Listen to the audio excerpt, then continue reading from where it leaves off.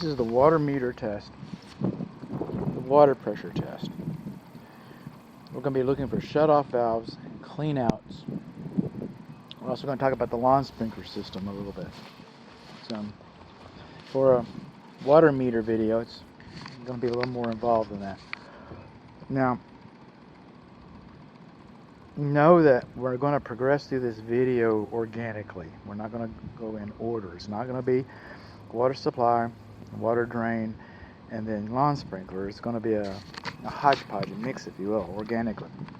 The water meter is out here in the parkway between the sidewalk and the curb, which is a good place for it. It's an analog meter, which is good for home inspectors. And right in here, inside of this dial, you see that little red triangle? It's a flow indicator. Some people call it a cheater wheel or a cheater paddle. Call it what you will.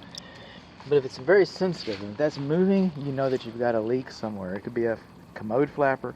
Somebody might be washing their hands. All I know is that if that's moving, you have a leak. And if it's someplace that you can't identify, then it's someplace that you cannot see, but it's still there. Go look for the leak.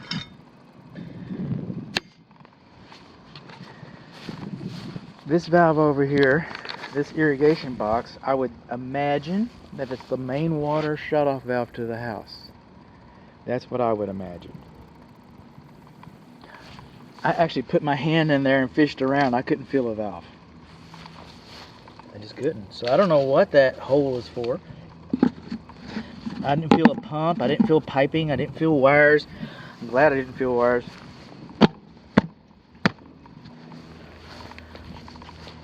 This is the main shutoff valve to the lawn sprinkler irrigation box, the backflow check box. That's what that is. You see that little blue handle in there? See my reflection? See the little blue handle in there? Okay. Perpendicular is off. We've turned the water off to the lawn sprinkler system. Somebody had a problem with the lawn sprinkler system and it was turned off. It was turned off for a reason. Home inspectors do not turn stuff back on. I've done it before. No good deed goes unpunished. So we're just leaving it like that. And that's going to limit the lawn sprinkler system to what's visible. There's going to be some limitations. Okay, this is the check valve right here. Move all the scuzz off of it a little bit. And the isolation valves are also turned off.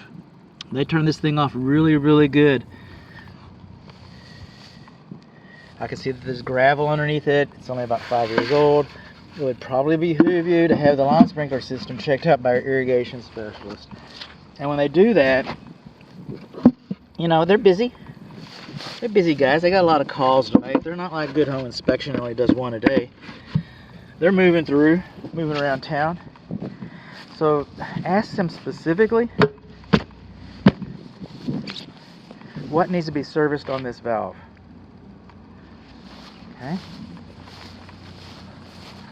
Drip irrigation lines above grade are acceptable if they're stapled every 12 inches.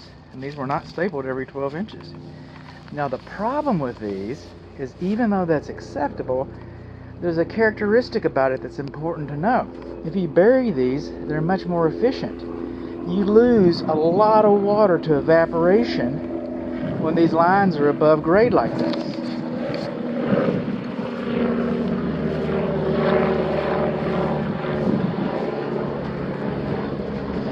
Some of us might think that this is the main shutoff valve to the house. Alright, got another irrigation box and I cannot find another valve. Is it buried under that mud? I reached through the water.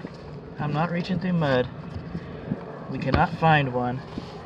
These are the cleanouts. There's one cleanout right here, main sewer cleanout. And there's another main sewer cleanout I'll show you. It's called a double cleanout.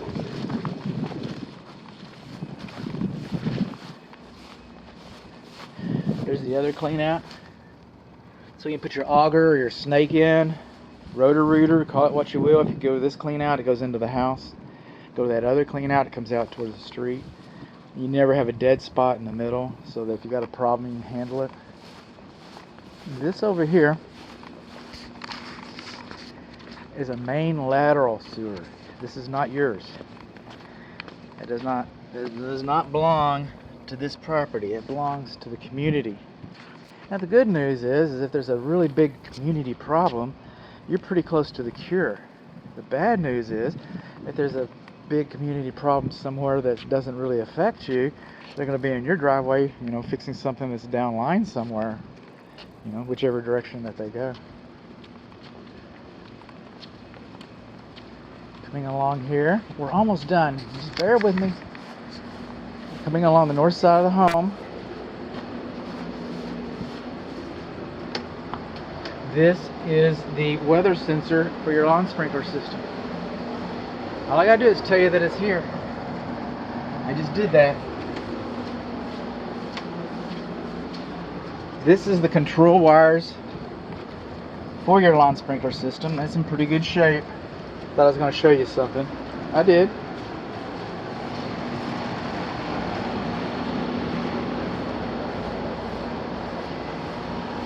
Sprinkler head shouldn't be within 4 inches of the air conditioning condensing unit pad.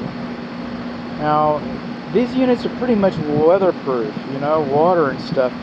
But a lawn sprinkler system is artificial weather. Lawn sprinkler system uses the city municipal water, which has chlorine in it. And so when you have chlorinated water hitting the coils over and over again, you know, that can cause premature degradation.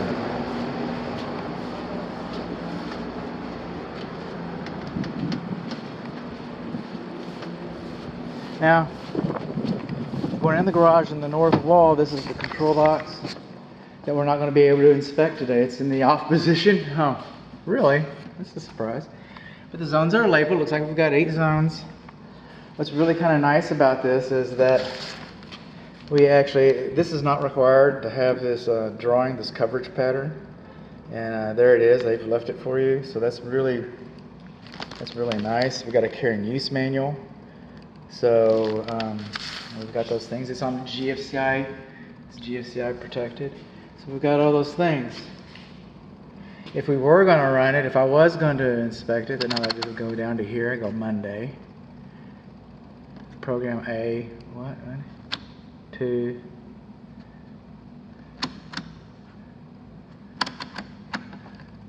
Manual station.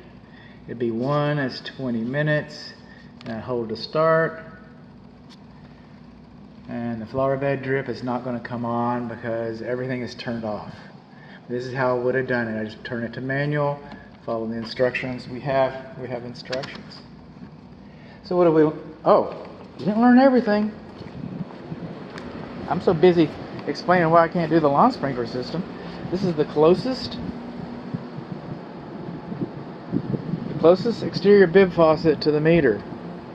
So we're looking for between 40 and 80 psi. That's the water pressure test. That's what this whole video is about, man. Forget the, you know, looking for leaks and pressure. Between 40 and 80, we got 80 psi right there. We're just right at the top. This home has a tankless water heater. If it did not have a tankless water heater, I would be encouraging you to get an expansion tank. But expansion tanks are not required. Unless the municipality has something else to say about it. But generally speaking, you know, the hard fast rule is there's no hard fast rules. But the hard fast rule is that it's between 40 and 80 psi, and if it's over 80 psi, you need an expansion tank. If you have, you know, and you need a reduction valve and an expansion tank. But that's all. We're talking about something else. This is the gas. It enters the east side of the north side of the garage. There's your gas shutoff valve that's for the municipality. And parallel is on, perpendicular is off. Over here, this is for your house. Parallel is on, perpendicular is off. These require a wrench, but for some reason, everybody's okay with that with the gas meter. I don't know. But if you don't pay your bill, they'll turn it perpendicular. These hoses will line up.